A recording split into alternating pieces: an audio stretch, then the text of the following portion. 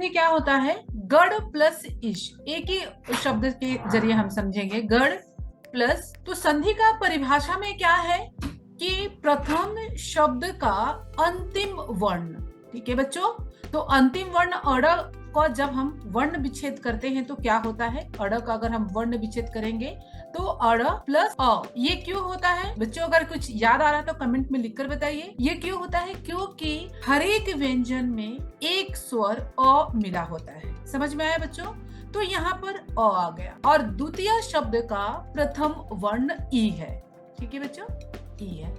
जब इन दोनों के बीच, ये दोनों भी क्या है? स्वर है। आपको पता है, सभी को पता है कितने होते हैं स्वर? हमारे 11 स्वर होते हैं। तो ये दोनों जब स्वर है, ये दोनों में परिवर्तन किस में हो रहा है? ए में परिवर्तित हो जा रहे हैं। ठीक है, और तो ये क्या हो गए? आपके स्वर संधि के एग्जाम्पल होंगे। जब दोनों भी स्वर होंगे, बस केवल इतना ध्यान में रखिए कि जब दोनों भी स्वर होंगे और परिवर्तन होंगे तो स्वर में ही परिवर्तन आने वाला है, लेकिन जब दोनों भी स्वर होंगे तो उसके लिए क्या होगा? आपका स्वर संधि होगा। एक सिंपल में, कोई डेफिनेशन के लिखने के लिए जरूरत नहीं है, केवल आप याद समझने की कोशिश कीजिए कि स्वर संधि क्या होता है।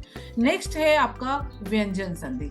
मैं आज उसको भी आपको एकदम सिंपल तरीके से सिखाती हूँ। अब यहाँ पर देखिए, कोई भी दोनों में से कोई भी एक व्यंजन हो या तो दोनों व्यंजन हो, अ की जगह पे बात की या तो ई की जगह पे बात करो, कोई भी एक। जैसे अगर हमने इसे एक एग्जाम्पल के जरिए हम लोग समझते हैं, प्लस तत् प्लस सम क्या हो गया? आपका तत्सम हो गया। तत्। अब मैं आपको बताती हूँ कि ये तो के नीचे हल है, अर्थात व्यंजन के जब रूल के हिसाब से जाएंगे तो अ निकला हुआ है। अगर केवल हल है अर्थात इसके अंदर स्वर नहीं है, तो इसका अंतिम वर्ण क्या हो गया? आपका त ही रहेगा और इसका प्रथम वर्ण स रहेगा। ठीक है बच्चों, प्रथम वर्ण क्या रहेगा? आपका स रहेगा। तो इस प्रकार से ये बन गया तत्सम। तो यहाँ पर नियम के अनुसार या तो एक हो या तो दोनों भी व्यंजन हो, ये या तो पहला हो व्यंजन या तो दूसरा व्यंजन हो, कोई भी व्यंजन होने दीजिए।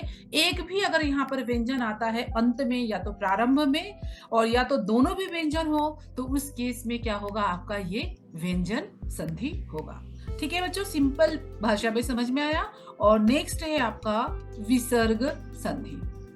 नेक्स्ट जब हम वीडियो बनाएंगे बच्चों तो उसमें बहुत विस्तार से मैं बताने वाली हूँ, लेकिन ये छोटे छोटे बच्चे का कभी कभी आइडेंटिफिकेशन आता है, इसलिए मैं यहाँ पर आपको बताती हूँ।